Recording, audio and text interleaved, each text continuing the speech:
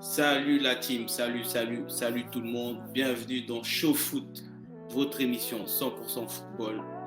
Aujourd'hui, on va parler du groupe E de la Coupe d'Afrique des Nations. Comme vous savez, depuis le début de la compétition, on décortique toutes les équipes de chaque groupe et aujourd'hui, on en est au groupe E. Mais avant toute chose, je vais d'abord saluer mon acolyte, mon gars Chris Eiffel. Comment ça va, mon gars? Ça va mon gars, ça va, on est là, on est en place, hein, on a bossé, donc on va voir ce que ça donne. Ça va, tout se passe bien comme tu veux, on peut commencer? Bien sûr. Bon, on va rentrer dans le vif du sujet. On va parler du groupe E. Nos copains, nos frères, les DZ, on connaît leur passion pour le football, on connaît leur engouement, c'est l'Algérie. La première sélection, Algérie, tenant du titre de cette Coupe d'Afrique, ultra méga favori de la Coupe d'Afrique des Nations. Et je pense que pour une fois, dans cette compétition, une équipe n'a jamais fait autant l'unanimité. Qu'est-ce que toi, tu peux nous dire de cette sélection algérienne? Bah écoute, déjà pour commencer, que c'est des champions en titre, clairement. Je pense que c'est le meilleur effectif de l'histoire du football algérien qui se trouve présentement à la CAN, donc qui enchaîne les victoires depuis un certain moment déjà. Il faut savoir que cette équipe reste sur un record de 33 matchs sans défaite. 33 matchs sans défaite. Il faut savoir que dans ces 33 matchs, il y a des sélections européennes, asiatiques, américo-latines, africaines. Donc, c'est dire qu'il n'y a pas d'excuses. Ce ne sont pas des matchs en bois ou des matchs en carton. Donc, vraiment, il faut rendre à César ce qui appartient à César. C'est vraiment une équipe ultra redoutable. Exactement. C'est vraiment un grand poisson dans l'eau. C'est une équipe carrément un top, ouais.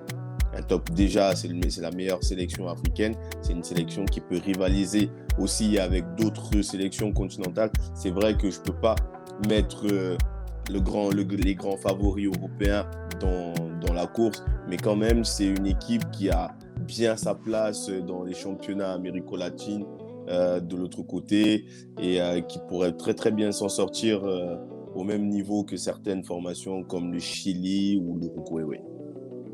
C'est vrai qu'on a souvent reproché à cette sélection vraiment leur attrait pour la technique, pour le beau geste, pour le beau jeu.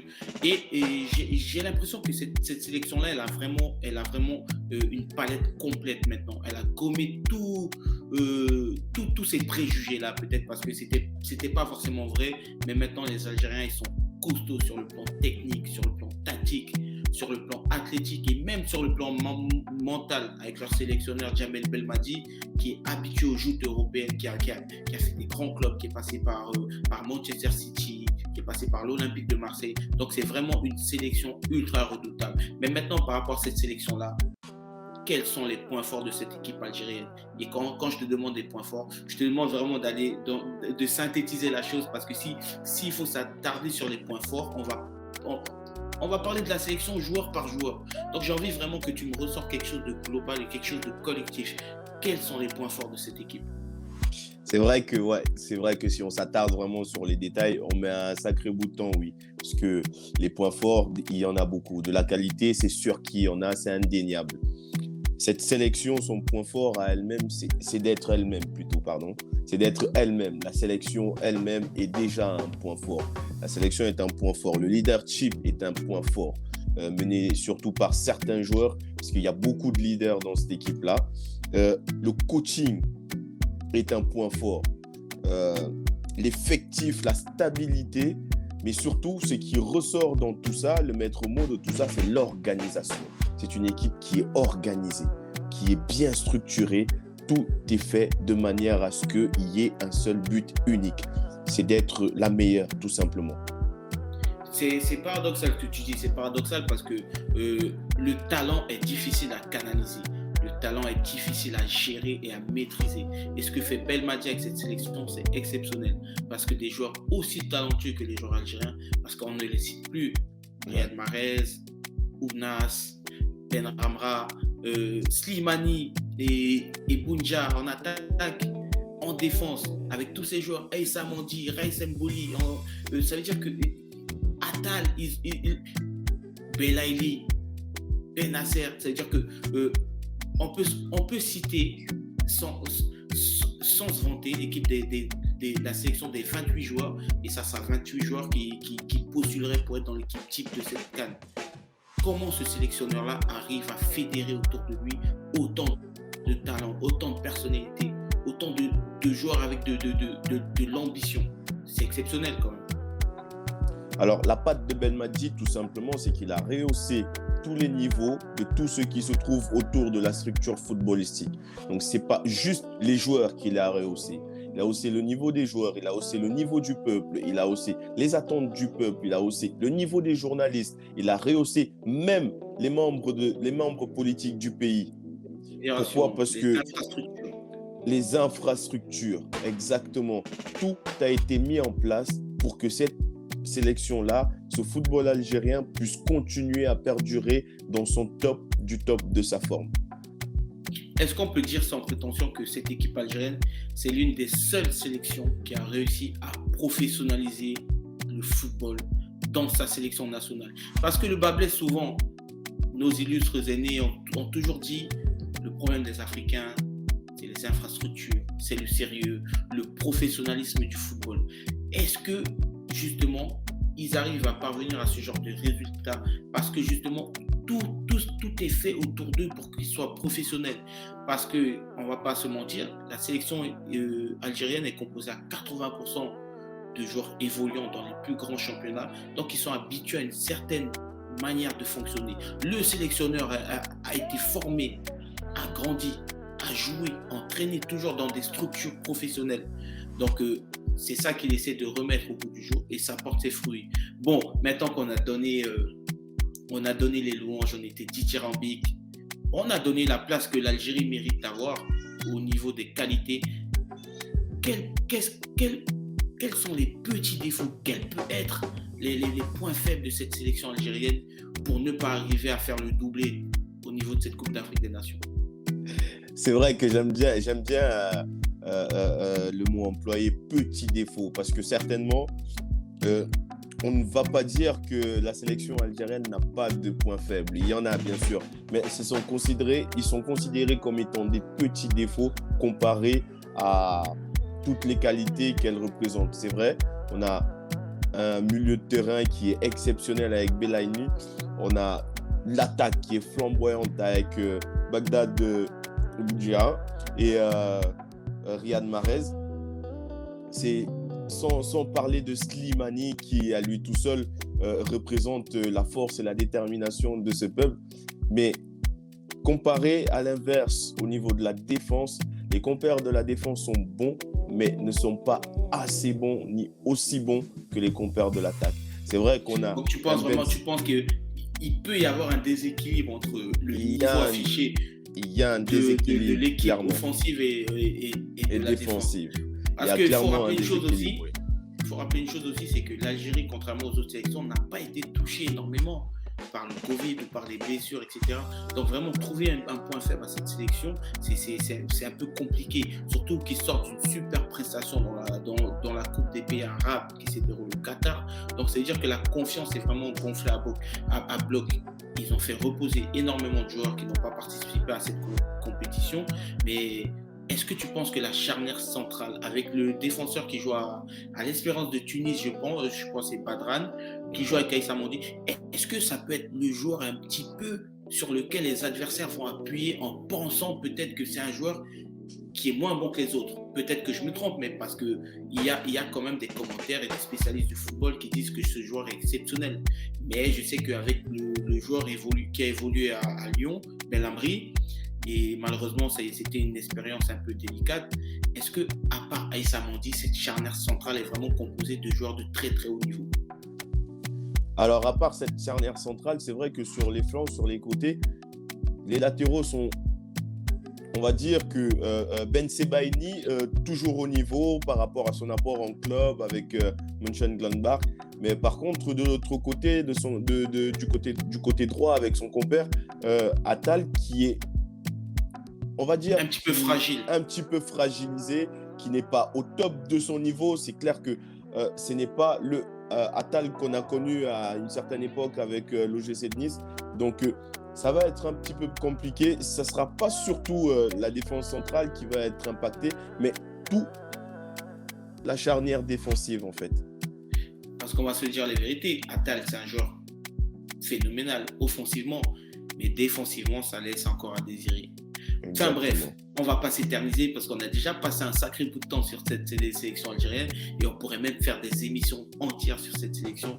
Mais par rapport à cette équipe d'Algérie, est-ce que tu peux nous ressortir un joueur qui va vraiment faire la différence? C'est vrai qu'on connaît tous les Mahrez, les Ounas, les Benasser, les Belaïli, mais si on doit en retenir qu'un qui doit porter sa sélection encore à la victoire, est-ce que ça sera encore Riyad Mahrez ou tu peux nous concocter dans tes petits papiers un joueur sur qui on n'aurait peut-être pas misé?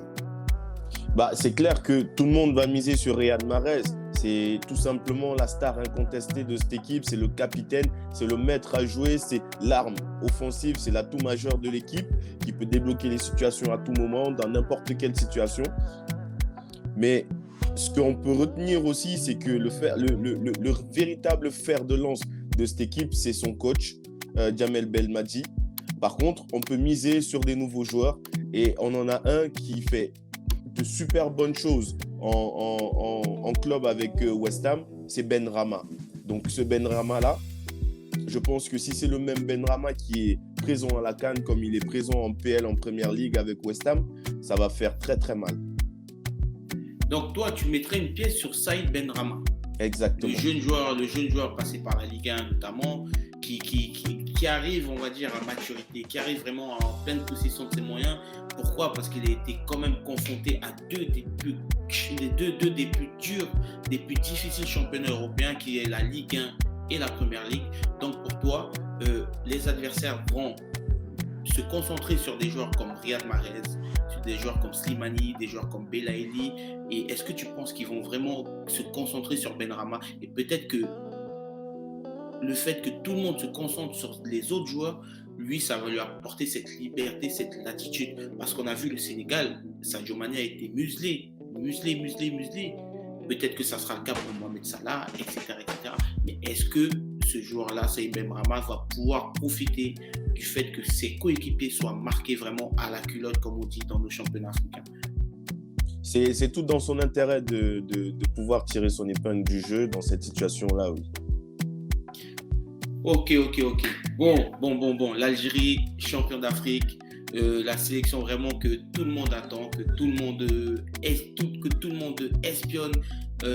Une sélection qui est vraiment composée de joueurs de très très très haut niveau. Et c'est vrai que pour une sélection africaine, c'est très rare. On l'a connu avec le Cameroun, la Côte d'Ivoire. Et là, vraiment, la sélection algérienne, c'est vraiment la sélection qui compose le plus de joueurs de très haut niveau. Mais bon, on ne va pas s'arrêter sur la sélection algérienne. On a d'autres sélections à analyser. Et c'est vrai que passer derrière la sélection algérienne, c'est quelque peu compliqué, mais on va essayer quand même de continuer à faire le boulot. Et on va parler de la Côte d'Ivoire. Côte d'Ivoire, la deuxième équipe favorite de ce groupe et un des favoris aussi du tournoi. Pourquoi? Parce que la Côte d'Ivoire, c'est une sélection qui dans un passé très très très proche, a dominé le football africain. Est-ce que tu es d'accord avec moi? Est-ce que la Côte d'Ivoire a dominé le football africain? Et qu'est-ce que tu peux nous dire de cette sélection? Clairement, la Côte d'Ivoire a dominé le football africain avec sa génération dorée qui était composée des frères Touré, de Didier Drogba, des Haruna Dindan, des Didier Zokora, on les connaît tous, des Cheikh Tioré, exactement. Donc, tous ces joueurs-là ont marqué leur époque, ils ont transcendé leur communauté et leur population, leur peuple était derrière eux et surtout les résultats étaient présents. On sait quand même que la Côte d'Ivoire tient 2 CAN à son actif et parmi les deux, une a été gagnée par cette génération-là. Et en plus de ça, a eu à avoir 2 finales. Donc ça veut dire que 2 finales, donc 3 participations en finale pour une seule génération. Exactement. Donc c'était. Et c'est vrai que ce que tu dis, c'est très intéressant. Pourquoi? Parce que on se rappelle des grandes sélections quand on arrive à limite donner l'équipe type d'une équipe qui a plus de 10 ans. Tu sais, je me rappelle Cyril Demoro, Kolo Touré, Arthur Boka, des Cheikh Chouté, Yaya Touré, Gervinho, Kader Keita, Godia Kale, Aruna Dindan, Didier Drogba, tous ces joueurs-là, c'est-à-dire que c'est des joueurs qui, même 20 ans après, on se rappelle de l'équipe type et c'est quand même exceptionnel pour une sélection africaine. Mais maintenant, on va parler de la Côte d'Ivoire actuelle, malheureusement, ou heureusement, je ne sais pas. Qu'est-ce qu'elle vaut, cette Côte d'Ivoire actuelle? Quels sont les points forts et les points faibles de cette équipe? Bah, clairement, ce qui se dessine, c'est que sur le front de l'attaque, la Côte d'Ivoire en ce moment est bien remplie et bien fournie en armes offensives. Au milieu de terrain, on est bien armé avec quand même une bonne constance sur des milieux de terrain qui se connaissent déjà maintenant depuis le temps qu'ils jouent ensemble. Par contre, en défense centrale, avec, on va dire, on ne sait pas si il pourra être apte pour cette CAN, le défenseur central Willy Boli, qui lui vraiment est une arme, un atout majeur qui pèse dans cette charnière défensive avec Eric Bailly. Alors les deux sont en difficulté, donc ce qui fait qu'on ne sait pas ce que va apporter cette défense de la Côte d'Ivoire. Pour moi, c'est sa défense qui sera un problème à suivre. Mais est-ce que des joueurs comme Wilfried Canon, qui ont quand même une certaine expérience, des joueurs comme Maxwell Cornet, qu'on a vu replacer au poste d'arrière gauche, voire piston gauche, est-ce que tu penses que la Côte d'Ivoire peut s'en sortir avec une défense à 5? Eric Bailly, Wilfried Canon, Serge Aurier, etc. Est-ce que la Côte d'Ivoire est armée? Est-ce que la Côte d'Ivoire ne souffre pas du passé tellement glorieux des anciens? Est-ce que justement la Côte d'Ivoire n'a pas vraiment ce complexe de se dire qu'on n'est pas à la hauteur de nos anciens? Et c'est peut-être pour ça qu'ils ont des performances en dents de scie, en demi-teinte. Est-ce que tu partages mon analyse? Bah, le truc, c'est que sur les forces de cette équipe, c'est clairement l'arme offensive. On sait que les Ivoiriens sont très, très, très efficaces offensivement, très bons. On a un Sébastien Haller qui cartonne en ce moment avec son club de l'Ajax. Exactement, même en Europe, en Ligue des Champions. Je crois qu'il est le meilleur buteur même de l'exercice actuel en cours. Sur les côtés, ils sont très, très bien fournis avec des joueurs à la fois rapides, techniques, comme Wilfried Zaha, Nicolas Pepe d'Arsenal. Justement, on en parlait, Maxwell Cornet avec Burnley, qui lui aussi a cette faculté à pouvoir s'adapter sur plusieurs postes. Donc ça, c'est clairement les points forts de cette équipe. Par contre, les points faibles, c'est le groupe en lui-même qui est un point faible parce que la génération précédente a marqué carrément les esprits et a mis la barre tellement haute que ça doit être compliqué. Ça doit pas être, c'est pas que ça doit être compliqué, c'est compliqué de rivaliser et de pouvoir être à la hauteur. C'est vrai que succéder à des joueurs comme, même très récemment, des joueurs comme Gervinho, Salomon Kalou, Seredier, Cheikh Chouté, c'était des joueurs quand même qui avaient une certaine... Marcelin Gradel, c'était des joueurs qui avaient quand même une certaine efficacité en sélection, c'est-à-dire qu'ils n'étaient pas forcément dans des très très grands clubs comme on peut l'avoir maintenant. On a des joueurs à l'Ajax, au Milan, on a des joueurs à Arsenal, mais ces joueurs-là n'arrivent pas à produire ces performances qu'ils produisent en club dans leur sélection. Est-ce qu'il y a un problème avec la sélection ivoirienne, avec ces joueurs-là? Qu'est-ce qui se passe? Bah, c'est clairement une page qui a été tournée et c'est difficile de pouvoir retrouver un équilibre, de pouvoir retrouver des doublures, de pouvoir retrouver de l'efficacité, du niveau. On ne va pas dire avoir le même niveau, mais au moins essayer de se rapprocher. Je pense que la fédération essaye de travailler dessus et pour l'instant, c'est ce qui en ressort. Bon, maintenant qu'on a parlé de la sélection, on a parlé des points forts, on a parlé des points faibles, est-ce que pour toi, il y a un joueur qui doit vraiment porter cette sélection à bout de bras? Et si ce n'est pas de la porter à bout de bras, au moins d'être celui que le peuple va, qui le peuple va s'identifier. Est-ce que toi, tu as un joueur en tête qui vraiment va ressortir du lot par rapport à cette sélection de Côte d'Ivoire? Le joueur qui ressort, c'est Franck Kessié, donc clairement. c'est un maître à jouer, c'est un métronome, mais surtout c'est un leader aussi sur le terrain.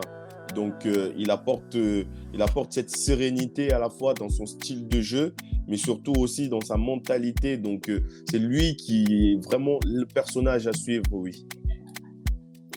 Franck Kessié, j'espère que les Ivoiriens qui nous entendent partagent ce résumé.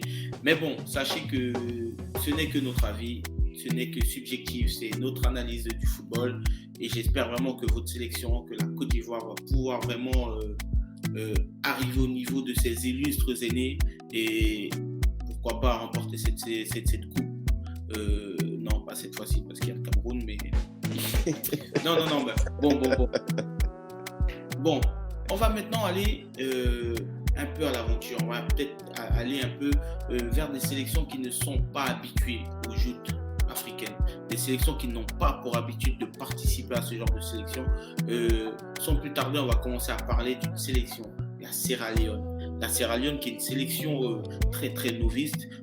D'ailleurs, je vais faire mon mea culpa. Je n'ai pas beaucoup d'informations sur cette sélection. Pourtant, je suis le foot de fond en comble. Mais cette sélection, vraiment, voilà, c'est une colle pour moi. Donc, j'espère que tu as fait tes devoirs. J'espère que tu vas nous dénicher quelque chose par rapport à cette sélection qui est un petit peu méconnue du foot africain. Et je pense que même pour les connaisseurs du football et même pour les puristes footballistiques, c'est une sélection vraiment qui dénote. Une sélection pour qui on n'a pas l'habitude de voir cette couleur de maillot. Cette sélection, elle est vraiment novice et ça fait aussi du bien.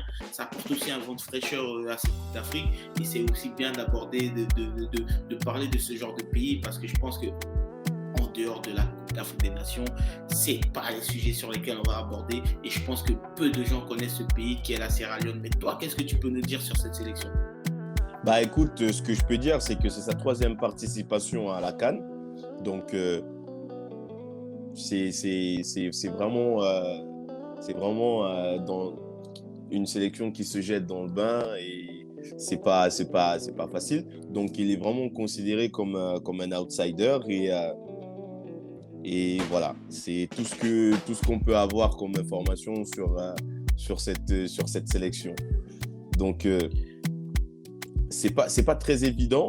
Pourquoi? Parce que on a quand même aussi une petite puce à l'oreille qui nous titille et qui nous fait comprendre que elle n'est pas si mauvaise que ça, cette sélection de Sierra Leone. Donc, il faudra vraiment qu'on fasse plus attention à ça. Son peu de participation ne veut peut-être rien dire. Bon, on l'a vu dans ce début de compétition, on a vu que les équipes ne sont pas là en tant que faire-valoir, les équipes ne sont pas là en tant que punching ball. Donc, clairement, ces équipes vont jouer leur va-tout, elles vont jouer leurs cartes et tout. On a vu que la sélection du Sénégal a eu énormément de mal à faire la différence, à marquer un but à la 93e minute sur penalty. Donc vraiment, c'est des sélections qu'on ne doit pas prendre au hasard. Certes, on n'a pas beaucoup de recul, on n'a pas beaucoup d'informations sur ce genre d'équipe, mais c'est des équipes à suivre clairement. Est-ce que tu peux quand même nous sortir un joueur, le nom d'un joueur, où est-ce qu'il évolue, qu'est-ce qu'il fait, est-ce qu'il pourra faire en sorte que la foule se lève, est-ce qu'il pourra marquer un but exceptionnel? Est-ce que toi, tu peux nous trouver un nom de joueur sierra-léonais? Bah écoute, déjà pour commencer sur les points forts, en fait, moi je dirais plutôt que cette sélection de Sierra Leone, c'est un outsider qui pourrait se révéler être bien plus que cela. C'est une équipe qui pourrait nous apporter un grand lot de surprises, mais surtout qui serait capable de créer la surprise. C'est vrai que pendant les qualifications, on a vu tenir tête à beaucoup de grandes nations du football, donc il faudrait vraiment qu'on se méfie. Sur le fait qu'il n'y ait pas beaucoup de joueurs importants, ou la plupart qui sont des joueurs locaux, mais il y a quand même un nom qui en retire et c'est un grand nom, un très très grand nom. C'est un joueur qui est très connu et qui a vraiment marqué ses esprits. Donc il s'agit du défenseur central Steven Colker qui est binational, à la fois anglais, qui a joué pour la sélection des Three Lions, et qui aujourd'hui décide de jouer pour sa deuxième nation, la Sierra Leone. Donc c'est lui qui sera le métronome de la défense de cet effectif, et ça, pour être une bombe, c'en est une. En tout cas, c'est important. C'est un joueur à suivre. C'est un joueur qui a énormément d'expérience. Un joueur qui est habitué au joutes de la première ligue, qui a un impact physique assez important. Donc, je pense que ne serait-ce que pour cette attraction-là, on peut suivre cette équipe de Sierra Leone. En tout cas, je pense qu'on a dit ce qu'on pouvait dire sur la Sierra Leone. On ne va pas faire la fine bouche. C'est une sélection qui est novice. Donc, on a hâte de découvrir ce que ça donne sur le terrain. Maintenant, on va passer à la dernière sélection du groupe. La dernière sélection du groupe qui est un petit peu comme la Sierra Leone, mais pas vraiment, parce que c'est une sélection qui on va dire, qui s'est régénérée. Une sélection qui a changé vraiment, qui a changé de bord. Une sélection on parle de la Guinée équatoriale, bien sûr. Une sélection qui a eu à organiser la Coupe d'Afrique des Nations 2 fois en l'espace de 4 ans. Donc vraiment, c'est une sélection qui était un peu parachutée, propulsée dans un premier temps. Et je pense que le fait qu'elle ait subi cette défaite cuisante, parce qu'elle a subi énormément de défaites cuisantes, la fédération a décidé de mettre un coup de balai et de changer la politique sportive et la politique de la sélection nationale. Est-ce que tu peux nous dire quelque chose sur cette équipe de Guinée équatoriale? Bah écoute, pour ce qui est de la participation, voilà, elle en est à sa 3e participation, dont 2 étant pays organisateur. Bien sûr, le pays organisateur ne participe pas à la qualification. Donc, du coup, on ne sait pas, pendant ces 2 exercices de CAN, de qualification de CAN, lors de leur organisation, ce que leur groupe valait. Donc, il a fallu qu'on tombe dessus et puis pendant les CAN qui ont été révélés, on a vu ce que ça donnait. Aujourd'hui, clairement, il y a eu un boom de binationaux, en partie espagnols, qui ont été convoqués dans cette sélection-là et qui font aujourd'hui le bonheur de cette sélection, oui. D'ailleurs, on le voit bien sur la photo d'équipe. On voit bien que c'est une équipe qui est composée d'énormément de binationaux, beaucoup de joueurs métis. Il faut savoir que la Guinée équatoriale, c'est un pays qui parle espagnol, c'est un pays hispanophone. Donc, ça veut dire que forcément, il y a eu un recrutement, il y a eu une nouvelle vague de joueurs internationaux guinéens-équatoriens qui vraiment ont fait les centres de formation en Espagne. Donc, ils ont été parmi les meilleurs centres de formation. Donc, c'est des joueurs qui ont quand même un vécu technique, un vécu tactique et une philosophie de football qui rehausse instantanément le niveau de la sélection nationale. Mais par rapport à cette sélection, qu'est-ce que tu peux nous dire? Écoute, par rapport à cette sélection, ce que je peux dire, c'est comme on l'a évoqué. Donc, on a ce boom de binationaux espagnols qui arrivent pour rehausser le niveau à la fois technique, surtout technique et tactique du groupe de la sélection pour pouvoir justement prétendre à une place à la CAN 2021 qui se joue en 2022 au Cameroun par le biais naturel. Et c'est ce qui s'est passé. Ils ont réussi à avoir leur qualification. Donc ça, c'est tout dans le bien pour eux. Ce qui est des points faibles de cette sélection, ça reste sa modestie. Pourquoi? Parce que, hormis le fait que ce soit pour la plupart des bons joueurs formés en Europe, mais là, il s'agit de la CAN et la CAN réserve beaucoup de spécialités. Et ça, on ne sait pas si c'est que cette sélection pourrait pouvoir tenir le coup. Donc, clairement, c'est une équipe sur qui on n'a pas de lisibilité, on ne sait pas ce que ces joueurs vont donner face à l'adversité. Des joueurs quand même, qu'on va dire que c'est quand même des joueurs internationaux qui jouent dans les plus grands clubs du monde. Donc, est-ce que ces joueurs binationaux espagnols qui jouent pour la plupart, je vais le rappeler, en 2e division espagnole, forcément, ils auront des limites, mais tout ce qu'on leur souhaite, c'est de faire la meilleure CAN possible. Mais est-ce que toi, tu as un joueur sur lequel on pourra s'attarder? Est-ce que si quelqu'un tombe sur cette vidéo et il entend le nom que tu lui as donné, il dira « Ah, ce joueur-là, je l'ai entendu dans Show Foot ». Est-ce que toi, tu as un joueur qui pourra nous faire vibrer, qui pourra nous faire rêver sur cette équipe équato-guinéenne? Peut-être que je t'en demande trop, mais vas-y, je me lance quand même. Non, tu ne m'en demandes pas trop parce que le travail est fait. Effectivement, il y a un joueur qui se détache. Donc, c'est un colosse de la défense. Exactement, il s'agit de Carlos Akapo de Cardiff. C'est un joueur qui est formé de Cadix, oui. De Cadix et non Cardiff, pardon. Cadix en Espagne. Habitué à la première ligue, je te comprends, je peux pas t'en vouloir. Exact. Donc, je disais Cadiz en Espagne, qui est un mastodonte en défense centrale et qui peut aussi dépanner des fois sur les côtés. Et c'est un joueur qui a été formé à Elche. Donc, voilà, on connaît la formation à l'espagnol. On sait le tiki-taka, on le connaît. Donc, voilà, c'est un joueur qui nous fera plaisir pendant cette CAN pour les bienfaits de cette sélection équato-guinéenne. En tout cas, je te remercie. C'était parfait, comme d'habitude. Des sélections un peu exotiques, des sélections un peu lointaines, mais on est là, on bosse. On essaie quand même de trouver des trucs. Pour rappel, je vous rappelle quand même que les matchs, l'Algérie qui jouera le mardi 14h et mercredi 20h pour la Côte d'Ivoire contre la Guinée équatoriale. Maintenant, on va passer à la rubrique que tu apprécies tout particulièrement parce que tu as une réussite un peu déconcertante, tu as une réussite un peu vraiment...